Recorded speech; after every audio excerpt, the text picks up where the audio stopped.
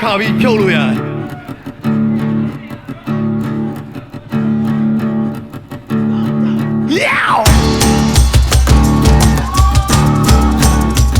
ကိုပြေဝါ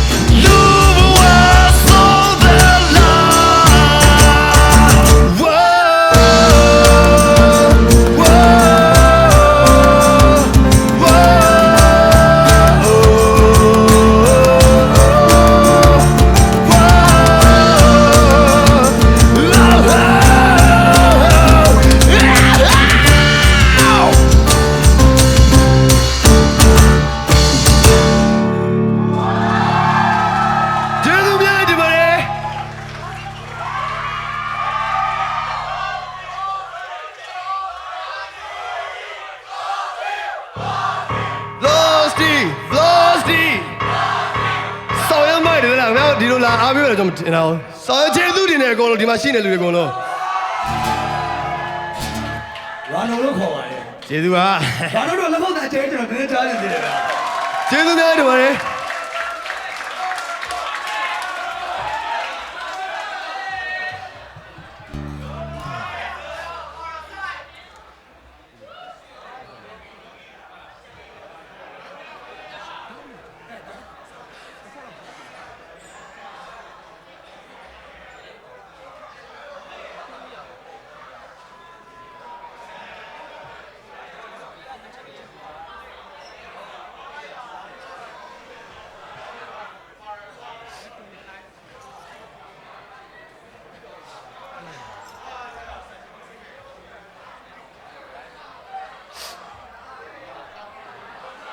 Okay ကျွန်တော်နောက်တစ်ပုတ်ဆက်ပြီးဆွဲမယ်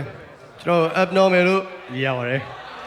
ဒီတချင်းကဟို original တွေကလို့ဗေမဲ့ကျွန်တော်လည်းစာလိုက်ထပ်ဖြည့်တာရှိတယ်နားထောင်ပေးပါဟုတ်တယ် rubber ပါလားမသိ Okay rap နည်းနည်းဆိုပြမယ်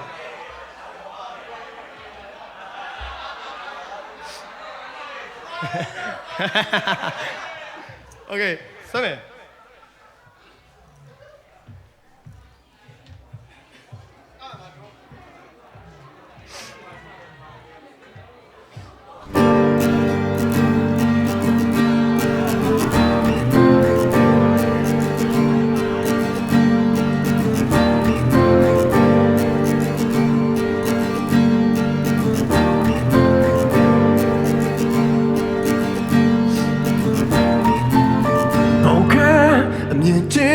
အစိုးရတဲ့တစ်ဖက်သက်တွေလောင်ပိစေရေဆုံးမောင်မိုက်တဲ့လမ်းမှာထမ်းမမင်းတို့ကအစိမ့်the new cold say something about it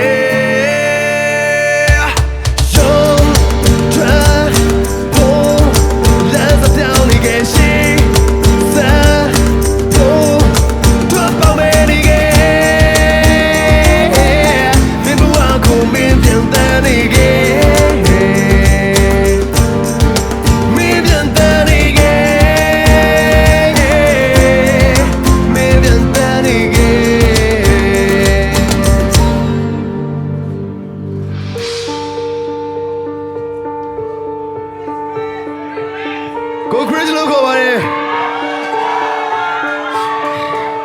မဟုတ်စိုးတဲ့ရောက်လို့ရဲချက်မလားဒါမှမဟုတ်တားကောင်တစ်ကောင်လို့ပြောညံမလားမင်းစစားဆုံးရှုံးသွားတဲ့အချိန်သားကြီးအပြန်လဲဖက်ဆက်ပြမှားခဲ့တဲ့အတိတ်တို့တွေကရုံမထွက်ပဲတယောက်တည်းထိုင်နေပါလားကိုယ်ပဲမှန်းနဲ့ကိုယ်ပဲအိုးတော့ကိုယ်ပဲမင်းရဲ့ပေါ်ပိုင်ဆိုင်ကထားတာသေမရက်ကိုထိုင်ဆောင်နေယူတတ်တော့ပဲလားလုံးဝတမန်စပ်ရှိတယ်ဘဝလုံးဆောင်များတဲ့မင်းအောင်တော့ကျပြတ်နေပြီလားအသိခောက်ခတ်တဲ့ဘဝသုံးဆောင်မရတဲ့ခဏရှောက်မချင်းကိုတူပြီးအသက်အောင်ပြီးတဲ့အိတ်နေလိုက်ကွာOh, God, I need pizza.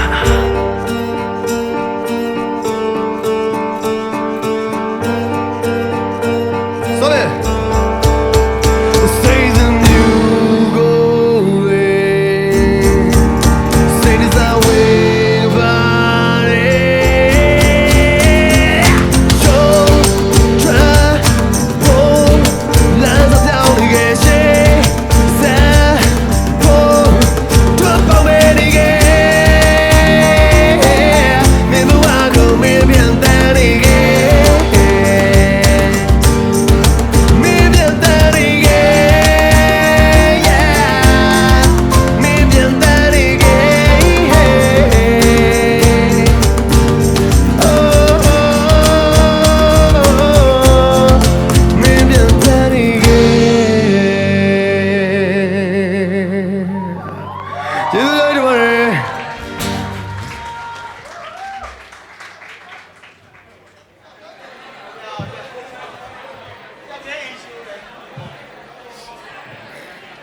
Okay ဘော်တိုင်းအားရှိသေးတယ်ဆိုရင်ကျွန်တော်နောက်တစ်ပုတ်ဆက်ဆွဲမယ်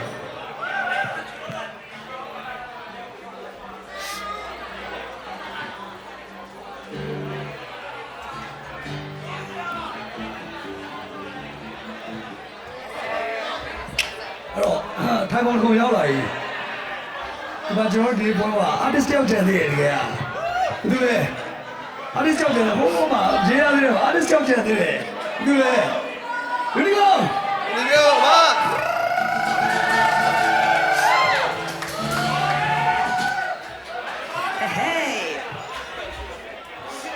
ကျွန်တော်ကိုဗစ်ကာလာတော့ပေါ့နော်အဲ့ဒီမှာပြီးတော့ခြေတော့ဖန်တီးရပါတော့ဟုတ်ဆက်ခြေတော့ဒီလိုနဲ့ကျွန်တော်ထောက်ပြပါမယ်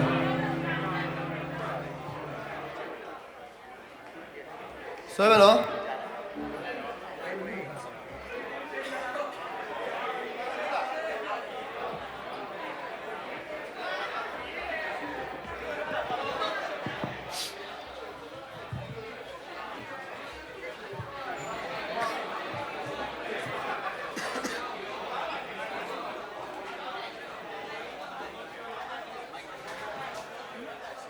hello Okay ဖြုတ်တော့မယ် ready ပဲလား ready ပဲလားတိုးသေး ready ပဲလားဆိုပဲ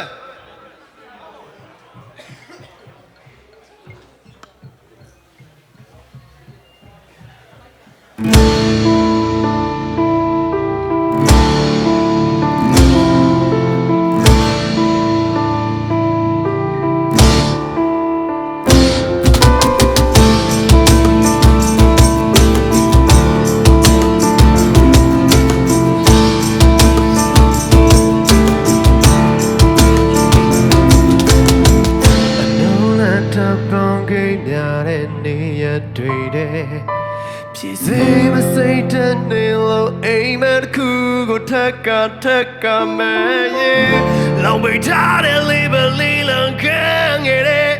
Did we win machine? The minute we don't go sick how we die dreaming. Another shoe shine. Go so young, maybe not ten down, so I see my see they go.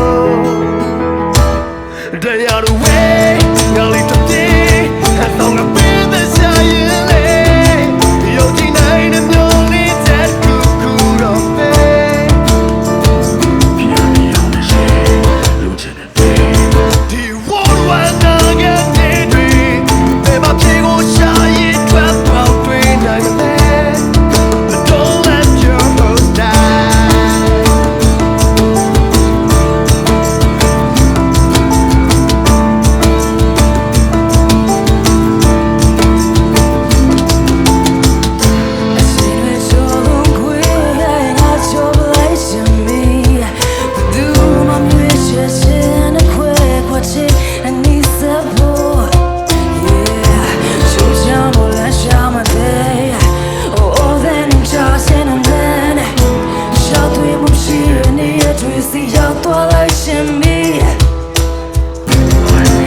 And then we should shy,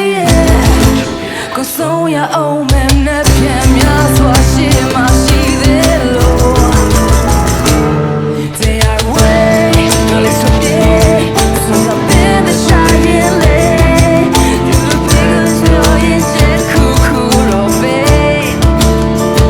Journey on the shade, losing the day. The world run out and me, when my big old shy and sweat. Don't let your hopes die.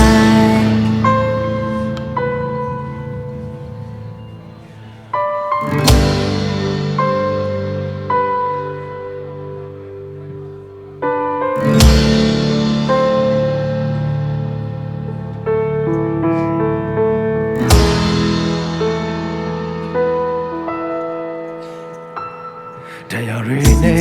not just lele, such a time more to shit. You read it, you need it, good night, really shit. When I remake, you reach right, you know, limbo, then me. Hold your head up high, put your feet in line, if your fears behind, put your feet to rise. 1, 2, 3, 4.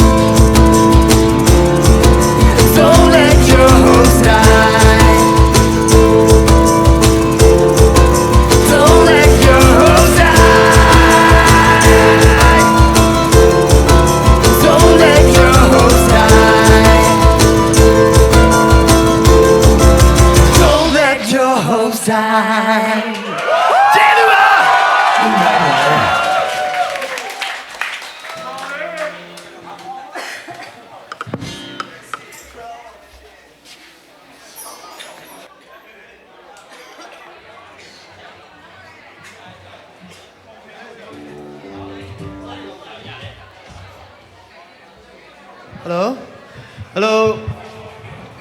အားလုံးနည်းနည်းငြိမ်သွားပြီကျွန်တော် velocity ဓာတ်ပုတ်ထပ်ပြုတ်မယ်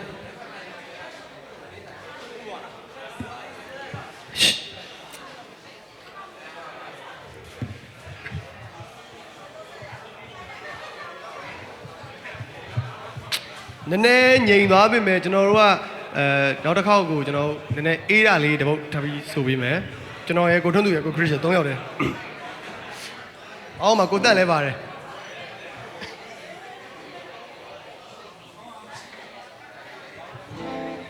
ရိုက်ဇန်လို့မြည်ရပါတယ်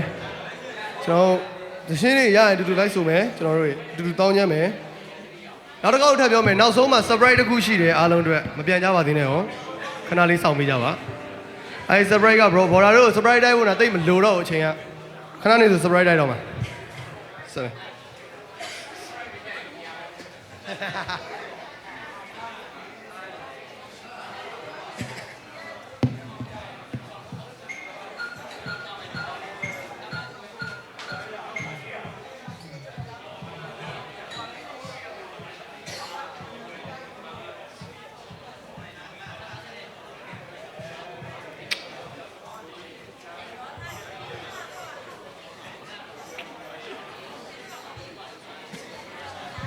တော့ဒီနေ့ဒီလိုစုံတွေ့ခွင့်ရတာအရန်ကျေးဇူးတင်တယ်ဒီလိုလာပေးရလဲအရန်ကျေးဇူးတင်တယ်velocity ကိုသာကျွန်တော်ပြောပြရပါတော့အရန်ကျေးဇူးများတင်ပါတယ်ဒီနေ့စုံတွေ့ခွင့်ရတဲ့အတွက်အရန်လဲဝမ်းသာပါတယ်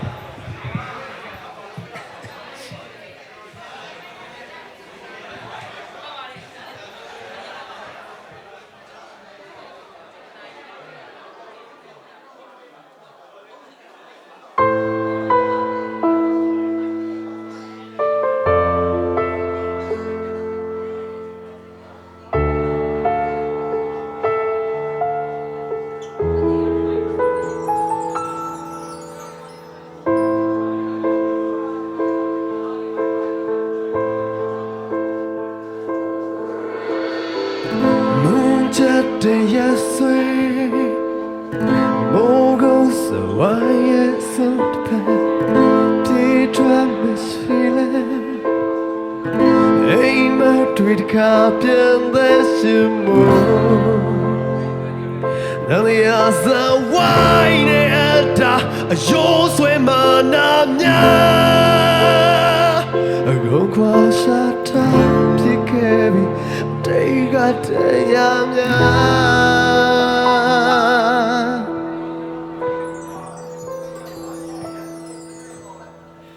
ယုံကြည်အမွားရဲ့တိတ်ပဲသည်အရှိန်အောင်ပြန်တော့ပေါ့ဖို့ကို I've been there to see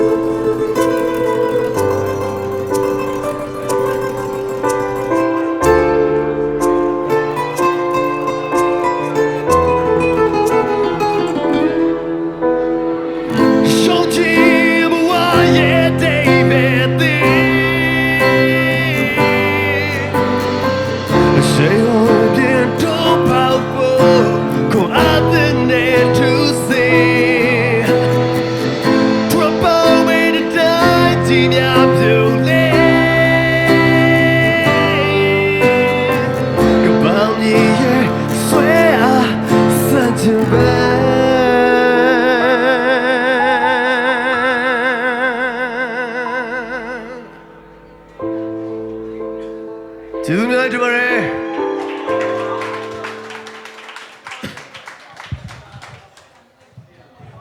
ကျေးဇူးပါကိုတွန်းသူဒီလိုတွေ့ရတာဘယ်လိုခံစားချက်ရှိလဲ ပြောကောင်းတယ်ဒါမိသားစုဆန်တယ်ပေါ့နော်ကျွန်တော်အခုဒီဟာကိုဖြောပြနေလို့ကျွန်တော်တို့မခံစားရဘူးပေါ့နော်တကယ်ကျွန်တော်တကယ်ချင်းတွေမိသားစုတွေအားလုံးကျွန်တော်နဲ့တူတူအိမ်မှာဘီယာလေးတောက်လိုက်ဂီတာတီးလိုက်နဲ့အဲ့လိုပုံစံမျိုးခံစားရတယ် မိုက်တယ်ဗျာ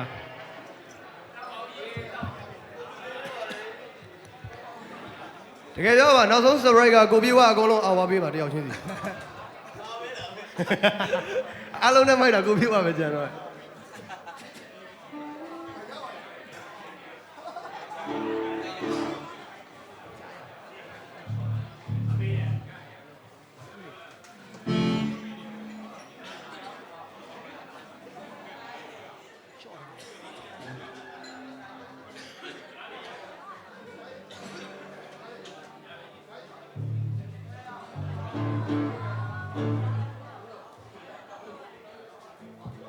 โอเคကျွန်တော်နောက်တစ်ပုတ်ဆက်ဆွဲမယ်ကျွန်တော်နည်းနည်းခေါင်းလေးလှုပ်မယ်ဗျာအဲ့ဒါခေါင်းလေးလှုပ်လို့ရတယ်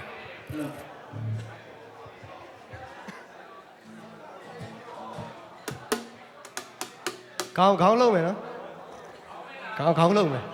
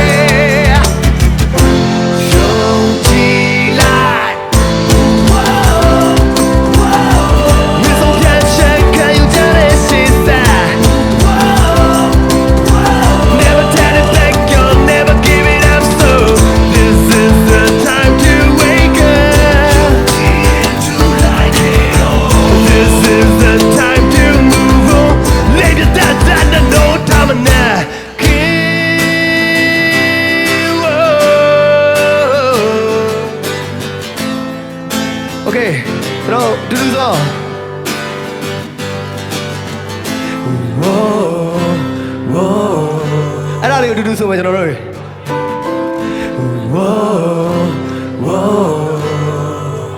နောက်တစ်ခါ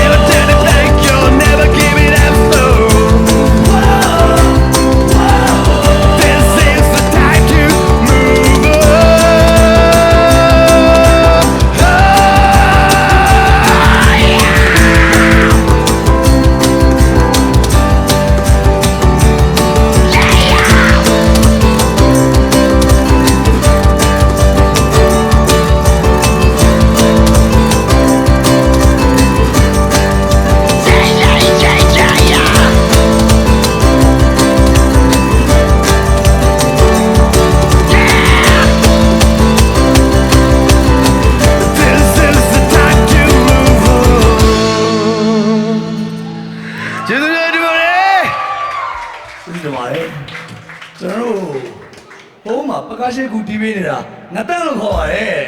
Yeah ကျွန်တော်ဒီ special guest ပါ special guest ပါ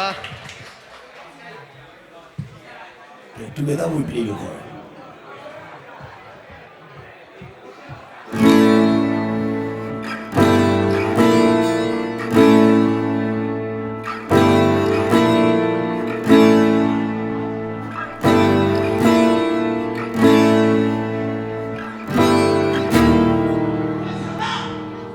တယ်ကိုသူလို့ခေါ်ပါလေကိုပြေဝါ Yeah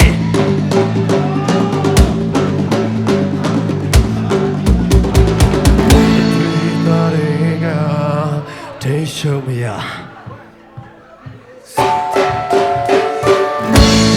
တော့လိုက်ကွာပြေးညာ Target but day I live Your Jesus is the boom Turn it to cold shit Screaming together Stand enough, get enough Before you bleed it up Leave it up She's underneath the tree I rode to death as all Limited second of target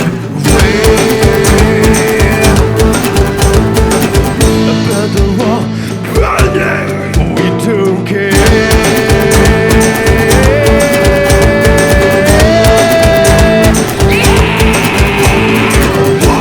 Target but day I live Your Jesus is the moon Turn it to grow rosy Screaming together Stand enough, get enough Before you bleed it up Leave it up She's underneath the tree I rode to death as all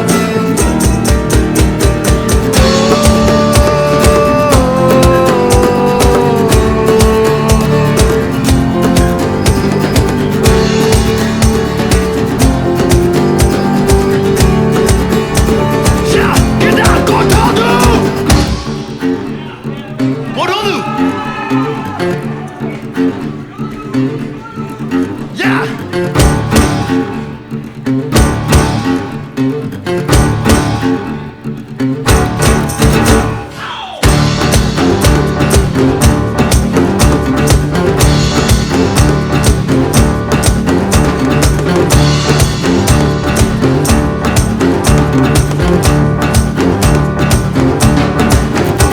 Go green!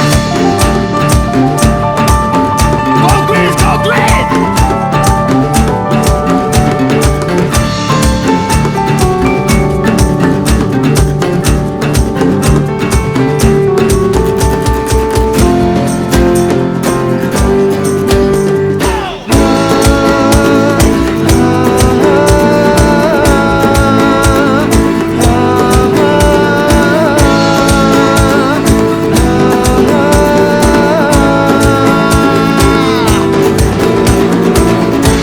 Target but day I lay Do your Jesus she's a pro Cinematic compound yeah Stay together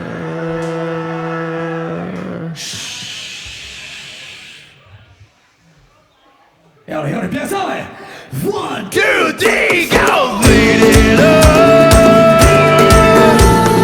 Leave it up She's underneath the tree I rode to death as all Bleed it up Leave it up She's underneath the tree I rode to your side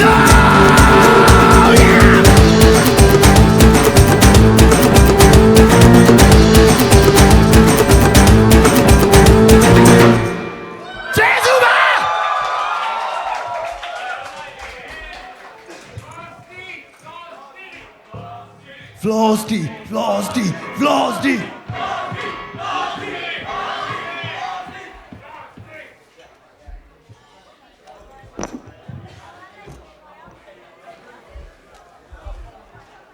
စီစီပြီးဆုံးသွားတယ်နည်းပဲလို့တော့ surprise တိုင်းဖို့လည်းနည်းနည်းပဲလို့တော့ အဲ့ surprise တိတိတယ် surprise တိုင်းမယ်ရေခဲပါတယ်မန္တလေး run နဲ့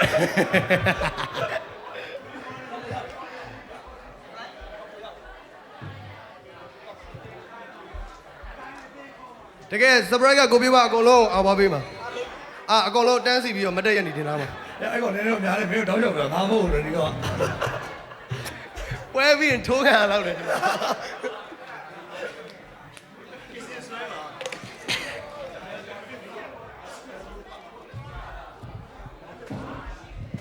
โอเคကျွန်တော်တို့မကြသေးခင်ကမှထွက်ရှိထားတဲ့သင်းလေးဆိုပြရပါမယ်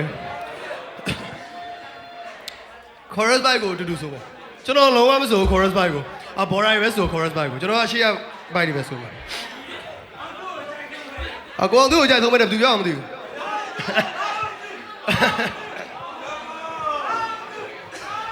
ကိုပြေးပါအောင်မကြိုက်ဘူးလားကြိုက်ရလကားပေးလိုက်โอเคဆက်မယ်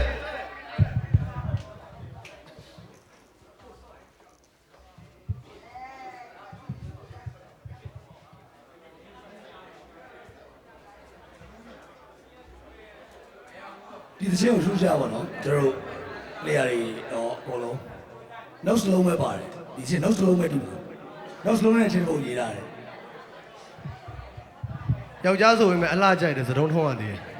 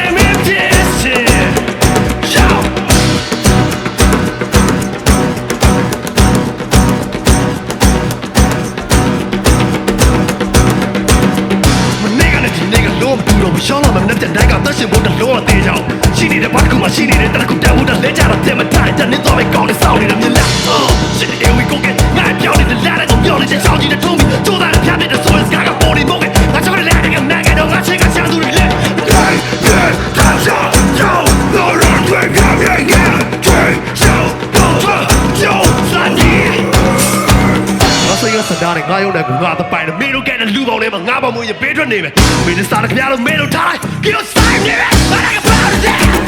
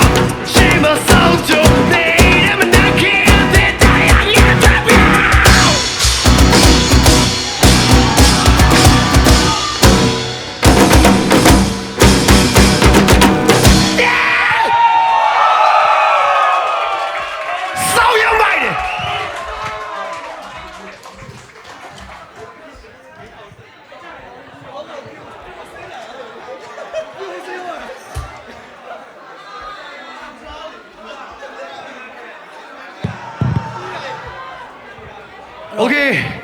ခုနဘရာတို့ကျွန်တော်ပြောရင် surprise တိုင်းပဲဆိုတဲ့စီစဉ်ကိုပြေကအကုန်တန်းစီပါကိုပြေကအားပါပြီးတော့မှာ တက်ကနေစောင့်ရလို့တန်းစီโอเคအဲ့တော့ကျွန်တော်တို့နှုတ်ဆက်မဲ့ချိန်ရောက်လာပြီပေါ့နော်ကျွန်တော်ဒီစီစဉ်လေးကိုလာအားပေးကြတဲ့လူတွေအားလုံးကျေးဇူးအများကြီးတင်ပါတယ်ကျွန်တော်ဒီကူတကပေါ့နော်လာပြီးတော့ကျွန်တော်တို့ပွဲဆုံးတဲ့အချိန်ထိလိုက်အောင်ပေးတယောက်ချင်းစီတိုင်းကိုကျေးဇူးအများကြီးတင်ပါတယ်ပြီးတော့ကျွန်တော်ဒီပွဲကိုလုပ်ပေးတဲ့ Eyes and Ears ပေါ့နော် Creative Cell အဖွဲ့ကိုလည်းကျွန်တော်ကျေးဇူးအများကြီးတင်ပါတယ်။ဘာအဲ့လိုသူတို့လုပ်ပေးမှကျွန်တော်တို့ ਨੇ ဘရိုနဲ့ထိတွေ့ခွင့်ရမယ်။ကျွန်တော်တို့တီးပြလို့ရမယ်ပေါ့နော်။အိမ်မှာတီးပြတယ်အလံကားပဲเนาะ။အဲ့တော့ဒီလိုမျိုးထိတွေ့ခြင်းနဲ့တီးခြင်းနဲ့ကျွန်တော်တို့ပွဲတွေလည်းအများကြီးနောက်လည်းစုံကျင်သေးတယ်ဒီမျက်နှာတွေကျွန်တော်အကုန်မှတ်ထားတယ်เนาะ။ကျွန်တော်မှတ်ထားတယ်အကုန်ဒီလူတွေနဲ့ကျွန်တော်အကုန်တွေ့ခြင်းနဲ့ပြီးတော့ကျွန်တော်တို့ပကားရှင်းကူတီးပြီးတဲ့ကိုတက်အောင်ကျေးဇူးအများကြီးတင်တယ်။ ကိုတန်းလို့ခေါ်ပါတယ်ကျွန်တော်တို့ဘက်ကချစ်ကိုညီပြီးတီးပေးရ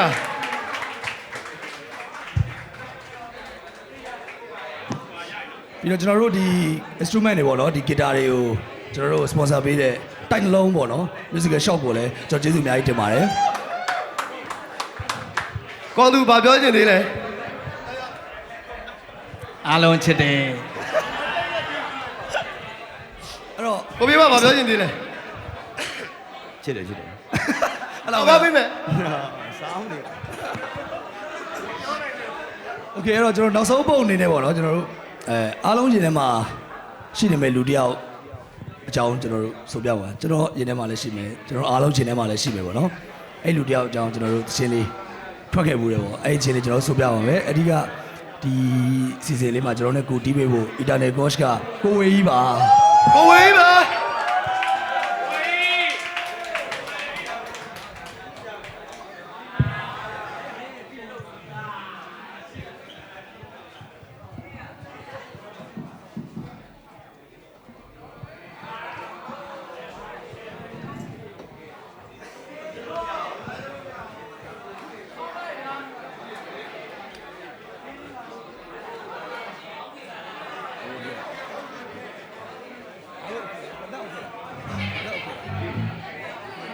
Okay ကျွန်တော်နောက်ဆုံးတစ်ပုတ်လေးအားလုံးတူတူကျွန်တော်တို့ ਨੇ လိုက်ပါပြီစီးပြောပြပါ လိုက်ပါပြီစီးပြောပဲ ပါတယ်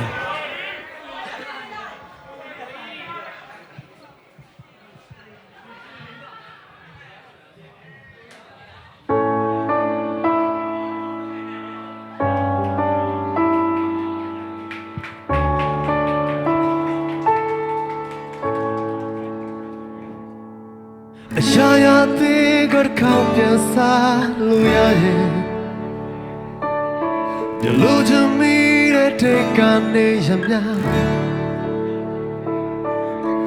No support on the galomia ဖြစ်သေးကမရှိတော့လို့အိမ်ပြန်လဲဆုံးခရီးတဲ့တူရဲ့ညနေမြေအောင်စေအဖြစ်ပြန်မတရားများချိန်ချိန်ကြာနေစေမိရဲ့တမ်းများအမြဲတမ်းရှင်တဲ့နေပဲတန်စင်တွေသွားငါရဲ့အမောင်ကိုပြုံးမဲ့တဲ့ဝင်လေးလာဘဝကရုံချီရကိုဒီဆိုရင်သာဆွဲလမ်းမှုနဲ့သူစိတ်ခဲတဲ့စိတ်ကူလူအားရရဲ့မလာစောလို့ဂီတာတက်တယ်လေ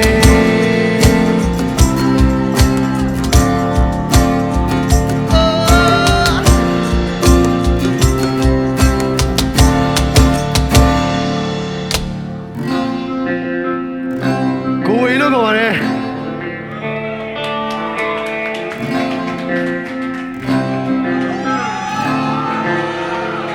Yeah အစင်ပြေနေတဲ့တဲ့တွေကိုချားတော့အဖြန်တွေမှာတွေ့ရအောင်မချင်မိခဲ့တာပေါ့အချိန်ကိုနောက်ပြန်လဲလို့ရရင်ဘယ်လောက်ကောင်းမလဲနေဝင်ကြီးရောက်ခဲ့ baby to move forward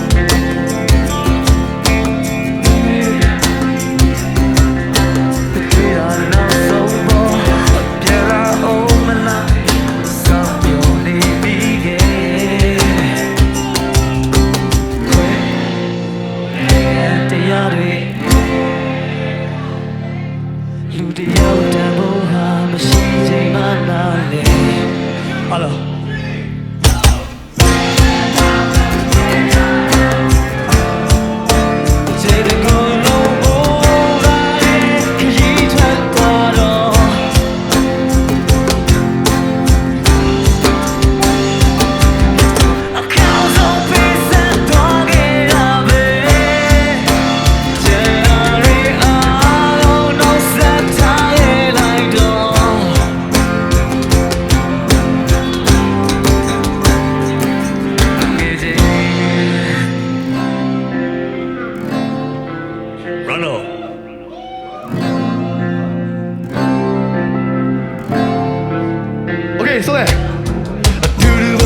ကြီးတန်းတွေပြတ်ဘူးတော့